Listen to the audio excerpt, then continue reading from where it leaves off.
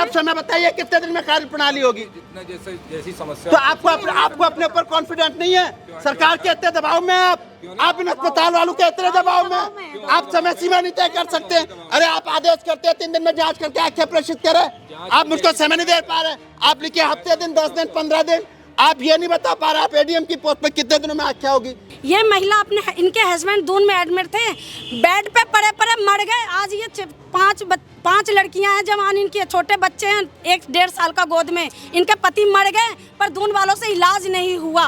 जो प्राइवेट अस्पताल हैं वो आयुष्मान को लागू नहीं कर रहे हैं। आयुष्मान एक नेक्सस के अनुरूप चलाया जा रहा है और गरीब और मध्यम वर्गीय परिवारों को आयुष्मान से लाभान्वित नहीं किया जा रहा। माननीय मुख्यमंत्री जी को ये समझना चाहिए और समझना पड़ेगा। अभी युवा मुख्यमंत्री हैं, अगर यही हाल इस प्रदेश में रहे तो सत्ता पर कुर्सी बहुत दिनों तक नहीं चलेगी। और अगर नहीं बदला, अपने अधिकारियों को, अपने अधीनस्थों को, ईमानदार और अच्छे अधिकारियों को नहीं रखा तो निश्चित तौर से एक दिन सत्ता हाथ से जाएगी और दोबारा कभी सत्ता पर लौट के नहीं आएंगे। आप मुझे कोई भी एक भी प्राइवेट अस्पताल बताइए जिसमें आपने रेड करी हो, एक भी प्राइवेट अस्पताल बताइए जिसमें आपने कार्रवाई करी हो, एक भी प्राइवेट अस्पताल बता दीजिएगा जिसे आपने सस्पेंड करने की संस्तुति करी हो। जब ये पैसों से टेस्ट होने थे तो ये सारे टेस्ट थे, और जब फ्री कराया गया गरीब को तो ये टेस्ट रह गए बस। स्वास्थ्य की व्यवस्था है हमारे धन सिंह रावत जी के लिए तो क्या कहना। मैं जब देखता था आज से कई वर्ष पहले टीवी की पट्टियों पर जब चला करते थे कि धन सिंह रावत मुख्यमंत्री की दौड़ में, धन सिंह रावत मुख्यमंत्री की दौड़ में।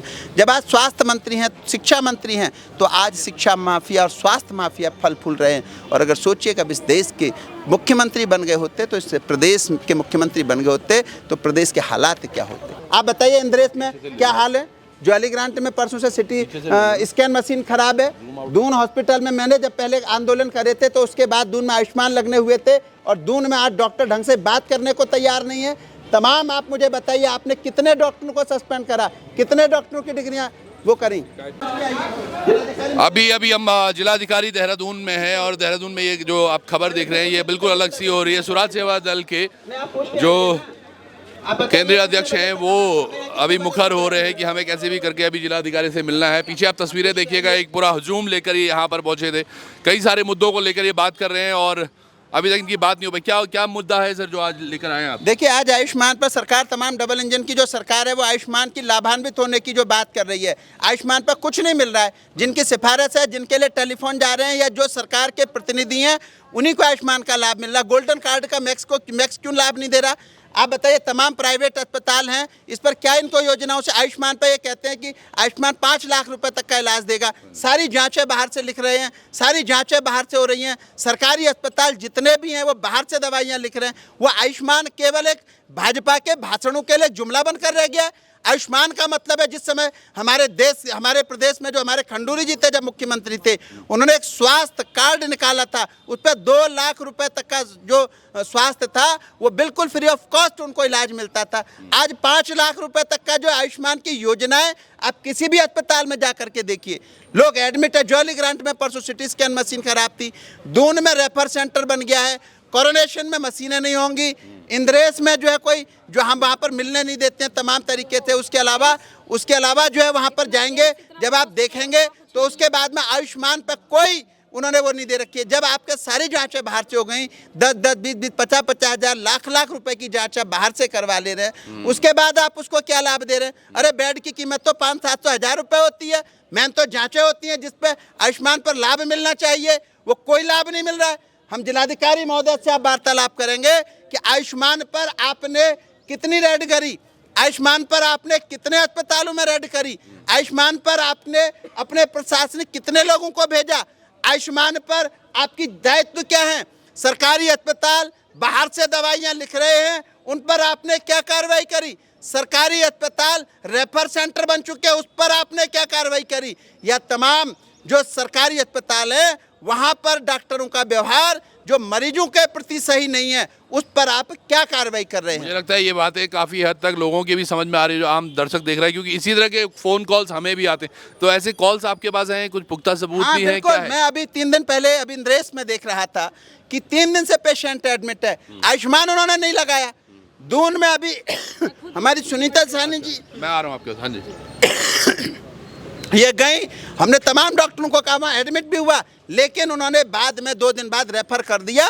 पहले उन्होंने एक जांच लिखी थी, पहले जब तक उनसे सिफारिश नहीं गई, आयुष्मान की नहीं लगाया गया, तब तक उन्होंने 5 जांचें लिख दी। और जब उसके बाद उनको बताया गया कि ये गलत कर रहे हैं, तो उसके बाद उन्होंने जब करा तो केवल 2 जांच पर आ गए, जब उन्हें इलाज आयुष्मान पर देना पड़ा या वैसे कम पैसे में देना पड़ा है, फ्री में देना पड़ा या जो भी उनकी वो थी व्यवस्थाएं थी उस पर उन्हें काम करना पड़ा, तो वो जांचें 5 से 2 पर क्यों आ गई। इस संदर्भ में मैं जो है यहाँ पर दून अस्पताल में भी जाऊँगा और उनसे भी वार्तालाप करूँगा। क्या क्या मामला हुआ था दीदी, आप थोड़ा विस्तार बताएं। मैं पहले तो सबको नमस्ते मीडिया वालों को भी, मैं अपने एक मरीज को लेके गई थी, दून में एडमिट कराए और उन्होंने 5-6 जांचें लिखा, पूरा जांच मतलब 1500 से लेकर 1800 रुपये का लिखा।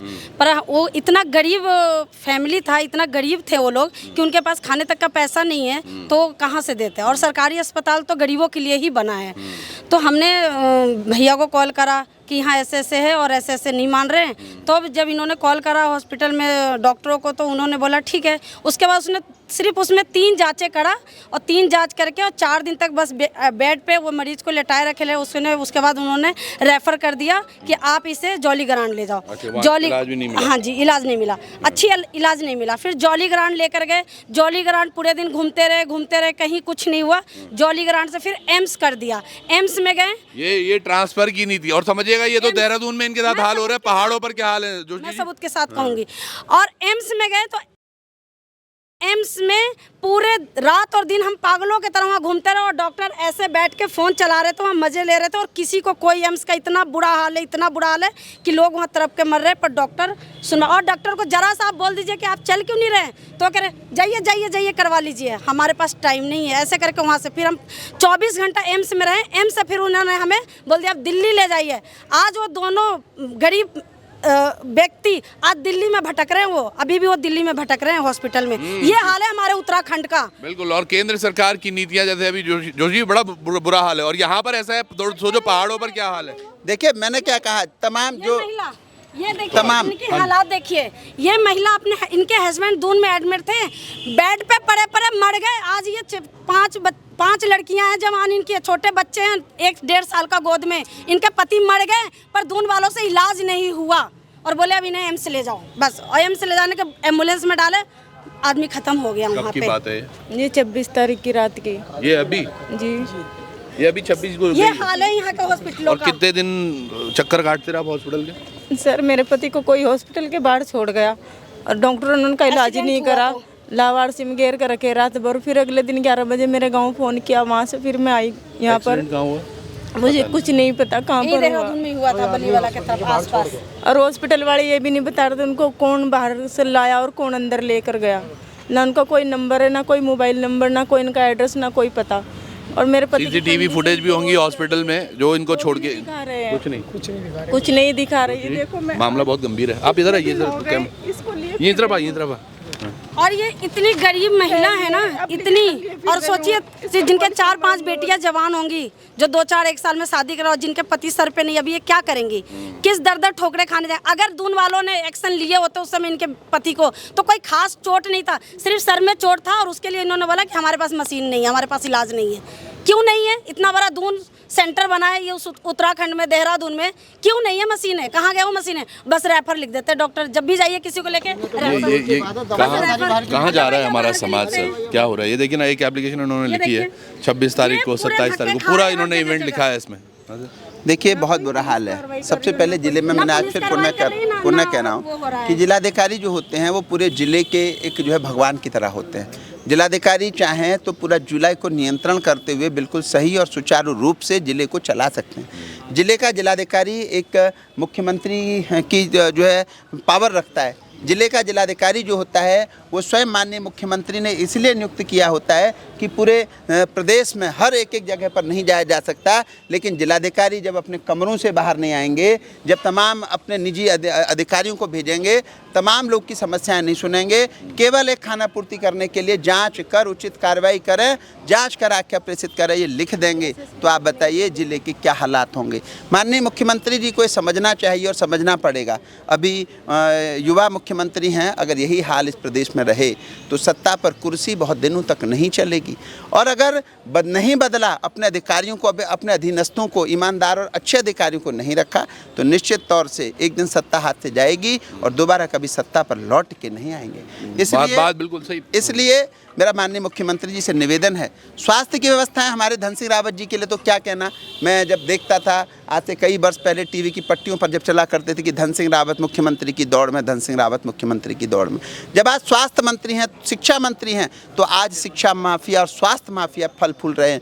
और अगर सोचिए कब इस देश के मुख्यमंत्री बन गए होते, तो इस प्रदेश के मुख्यमंत्री बन गए होते, तो प्रदेश के हालात क्या होते। इसलिए मैं फिर से जिलाधिकारी महोदय से कह रहा हूँ कि बहुत से सम्मानपूर्वक जो अस्पताल हैं इनको अभी फ़ोन करें, इनसे वार्तालाप करें। सर, इसमें सीसीटीवी भी है। बहुत देखिए कितनी गंभीर बात है। एक महिला जिसको पता ही नहीं चल पा रहा उसके पति मरे क्यों और क्या कारण रहा, क्या हुआ। और विगत 26 से और आज 6-7 तारीख हो गई है, तो तकरीबन 2 हफ्तों से ये सड़कों पर घूम रही है। इसका घर यहाँ नहीं है। कैसे वो मैनेज कर रही होगी यहाँ पर रहना खाना। वो तो स्वराज सेवा दल से रमेश जोशी हर जगह खड़े दिखते हैं मुझे, लेकिन क्या ऐसे हर व्यक्ति को आगे नहीं आना चाहिए। सर आपके पास आई है ये एप्लीकेशन? सर आए हैं शायद वहाँ से, ये एप्लीकेशन आपके पास पहुँची है? देखूंगा तभी पता चलेगा ना। काफ़ी हद तक मूवमेंट ही नहीं हो पाती है। मैं आज साहब आए हैं, जरा इनसे पूछता हूँ। साहब आप ये बताइए आयुष्मान की जो योजनाएं हैं, जो आप लोग आयुष्मान दे रहे हैं, उस आयुष्मान को कब देते हैं, किस स्थिति में देते हैं और आयुष्मान का लाभ क्यों नहीं मिल रहा अस्पतालों में? किस अस्पताल में नहीं मिल रहा बताइए। आप मुझे किसी भी एक अस्पताल में आप बताइए, अभी तक कितने दिनों में आपने कितने अस्पतालों में रेड करी? आपने एडीएम की पोस्ट पर है ना, आप मुझे बताइए आगे कितने अस्पतालों में रेड करी है आपने, कितने अस्पतालों को आपने चेक करा? एडीएम प्रशासन का नैतिक दायित्व है कि प्रशासन की पूरी व्यवस्थाओं को देखें। आप मुझे एक भी अस्पताल प्राइवेट बता दीजिएगा। 1 मिनट रुक जाइए। आप मुझे कोई भी एक भी प्राइवेट अस्पताल बताइए जिसमें आपने रेड करी हो। एक भी प्राइवेट अस्पताल बताइए जिसमें आपने कार्रवाई करी हो। एक भी प्राइवेट अस्पताल बता दीजिएगा जिसे आपने सस्पेंड करने की संस्तुति करी हो। आप बताइए इंद्रेश में क्या हाल है? ज्वाली ग्रांट में परसों से सिटी स्कैन मशीन खराब है। दून हॉस्पिटल में मैंने जब पहले आंदोलन करे थे तो उसके बाद दून में आयुष्मान लगने हुए थे और दून में आज डॉक्टर ढंग से बात करने को तैयार नहीं है। तमाम आप मुझे बताइए आपने कितने डॉक्टरों को सस्पेंड करा, कितने डॉक्टरों की डिग्रियां वो करी? नहीं साहब, शिकायत पे तो देखिए, शिकायत पे और आप लोग एक चीज़ लिख देते, जांच कर उचित कार्रवाई करें, जांच कर आख्या प्रोत्साहित करें। मुझे बता दीजिए, मैं आज जो आपको ज्ञापन देके जा रहा हूं, जो मैं आपसे कार्रवाई की आशा कर रहा हूं, आप कितने दिनों में इस पर कार्रवाई करेंगे और मैं कितने दिनों बाद दोबारा आपसे मिलूंगा? मैं आज आपको शिकायत दे रहा हूँ, मैं बता रहा हूँ और आप मुझे ये बताइए कि उस पर कितने दिनों में कार्रवाई हो जाएगी? ज्ञापन दीजिए, देखेंगे ना उसको क्या है। नहीं, फिर भी मैं कह रहा हूँ बहुत आसानी से जो प्राइवेट अस्पताल हैं वो आयुष्मान को लागू नहीं कर रहे हैं। आयुष्मान एक नेक्सस के अनुरूप चलाया जा रहा है और गरीब और मध्यम वर्गीय परिवारों को आयुष्मान से लाभान्वित नहीं किया जा रहा। आप बताइए कितने दिनों में उस पर कार्रवाई होगी? अस्पताल का नाम बताइए ना। महंत इंद्रेश, मैं बता रहा हूँ महंत इंद्रेश, महंत इंद्रेश नहीं, कितने दिनों में? मैं यही तो पूछ, आज सारा पूरा प्रदेश के लोग आपके पास खड़े हैं। आप एज अ जिलाधिकारी के नेतृत्व में आप यहाँ पर आए हैं, हम तो जिलाधिकारी महोदय से वार्तालाप करने आए हैं, लेकिन आप बताइए कि कितने दिन में कार्रवाई होगी?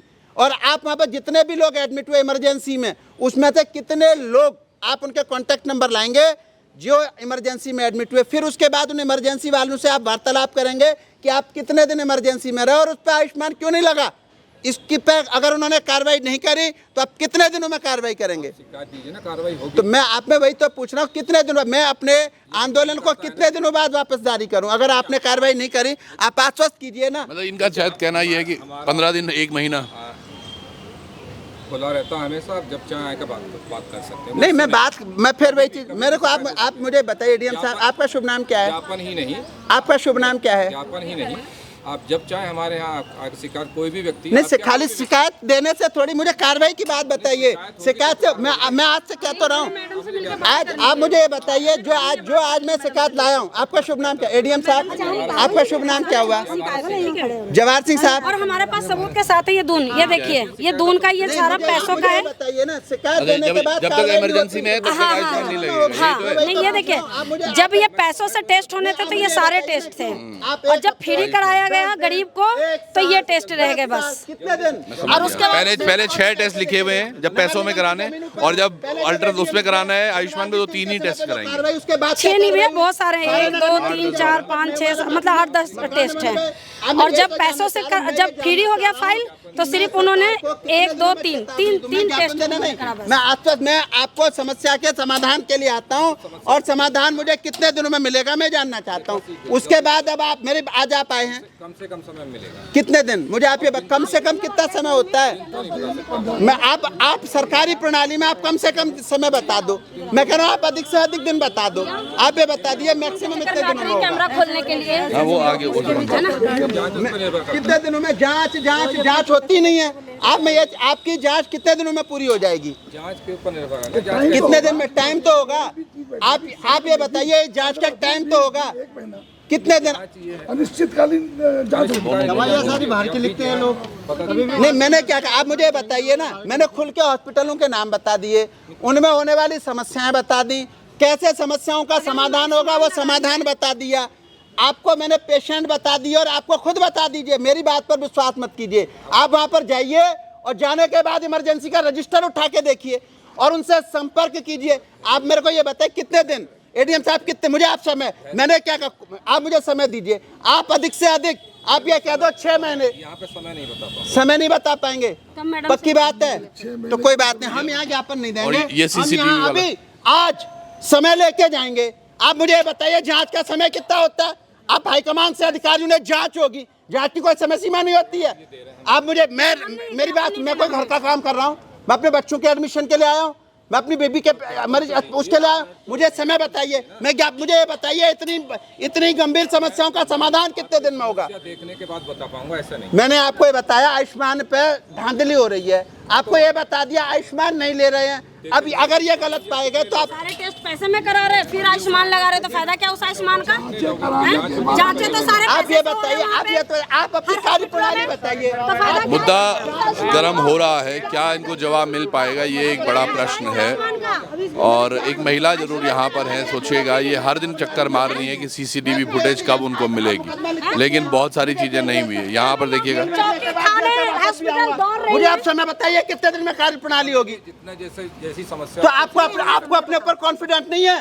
सरकार के इतने दबाव में आप इन अस्पताल वालों के इतने दबाव में आप समय सीमा नहीं तय कर सकते? अरे आप आदेश करते हैं 3 दिन में जांच करके आख्या प्रेषित करें, आप मुझको समय नहीं दे पा रहे। आप लिखिए हफ्ते दिन, 10 दिन, 15 दिन, आप ये नहीं बता पा रहे आप एडीएम की पोस्ट में कितने दिनों में आख्या होगी। मैं आपसे समय पूछ रहा हूँ, निर्भर करती है कि मैं कह रहा हूँ आप सबसे खतरनाक आख्या को 1 साल में पूरी कर देंगे। 1 साल किसी समस्या में नहीं तो लगता। आप मुझे बताइए कितना दिन लगता है? अरे आपकी जैसी समस्या होगी। मैं बता, मेरी समस्या आप पहले आप लोग बोल दीजिए। मेरी समस्या ये है, मैं आपको बता रहा हूँ, मेरी समस्या ये है कि आयुष्मान, भारतीय जनता पार्टी की डबल इंजन की सरकार आयुष्मान पर वार्तालाप करती है और वो कहती है हमने करोड़ों लोगों को आयुष्मान से लाभ। मैं क्या बता रहा हूँ, मैं आपको क्या बता रहा हूँ, मैं क्या बता रहा हूँ, मैं आपको क्या बता रहा हूँ? कहाँ आप बता रहे हैं रिजर्वादर की बात कर रहे हैं। क्या चीज? अच्छा मुझे एक भी बात बता दो जो मैं बेकार की बात कर रहा हूँ, ये मुझे बता दो। बताइए ना कितने लोगों की समस्या है, तभी तो मैं कार्रवाई करूंगा, तभी होगा ना। कम लोगों की होती है तो कम दिन में हो जाता है। मैं कह रहा हूँ, मैं कह रहा हूँ प्रदेश की नहीं, ये जिला, ये एडीएम है जिले की। मुझे आप ये बता दीजिए, जिनकी सब जगह जांच करेंगे आप इंद्रेश की जांच कितने दिन में कर देंगे? आप देंगे ना कितनी समस्या है तभी तो होगी ना। समस्या अगर एक शिकायत है तो जल्दी होता है, ज्यादा शिकायत है तो ज्यादा समय लगता है। ये इनकी CCTV नहीं मिल रही है, इनके 10 दिन से इनके हस्बैंड एक्सपायर हो गए, उनको CCTV नहीं दिखाई दे रहा है। देश में एक आदमी की समस्या नहीं कह रहे हैं, हम कह रहे हैं कि जितने लोग वहाँ बैठे हुए हैं वो कहते हैं पहले टेस्ट होगा, जब एडमिट होगा तब आधार आयुष्मान लगेगा। पहले पैसा से पूरी समस्या समझिए, वो पहले माइक दीजिए, यहाँ समस्या सॉल्व नहीं होगी, सचिवालय पे लेंगे।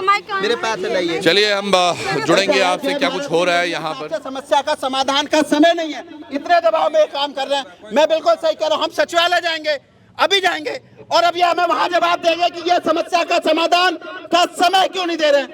हम पूछे कितने दिन में समस्या करेंगे। आपको एक छोटी सी बात समझ में नहीं आ रही है कि आज तमाम जो प्राइवेट अस्पताल हैं वो इलाज में आयुष्मान पर धांधली कर रहे हैं। आप इतनी सी समय नहीं दे पा रहे हैं। हमें जो समय देगा उस अधिकारी से मिलेंगे। जो हमें बताएगा इतने दिनों में समस्या का समाधान होगा, हम उनसे मिलेंगे। एक छोटी सी बात, आप पीसीएस अफसर हैं, इतनी सी बात आप मेरे से कह रहे बेकार की बातें कर, आप समझ नहीं पा रहे हैं या मैं समझा नहीं पा रहा हूँ? आप तो पीसीएस अधिकारी हैं, एडीएम की पोस्ट पर डीएम की कुर्सी पर बैठने की तैयारी होगी, आप एक छोटी सी बात का समाधान नहीं निकाल पा रहे। मैं एक जनप्रतिनिधि हूँ, आप एक प्रशासनिक अधिकारी हैं। देहरादून जैसी राजधानी में जो सबसे महत्वपूर्ण जगह यहाँ पर है, आप उसके बारे में कह रहा हूँ कि आयुष्मान पर नेक्सस है, धांधली हो रही है। आप ये नहीं कह पा रहे कि मैं रेड डालूंगा, आप ये नहीं कह पा रहे कि मैं इस पर अभी जाता हूँ, आप ये नहीं कह रहे पर मैं 3 दिन में रेड करके मैं बताऊंगा। चलिए देखते हैं क्या कुछ होता है यहाँ से, अब क्या आगे के लिए जाएंगे, लेकिन कुछ ऐसी समस्याएं जरूर हैं प्रदेश में जिन पर चिंता करनी होगी।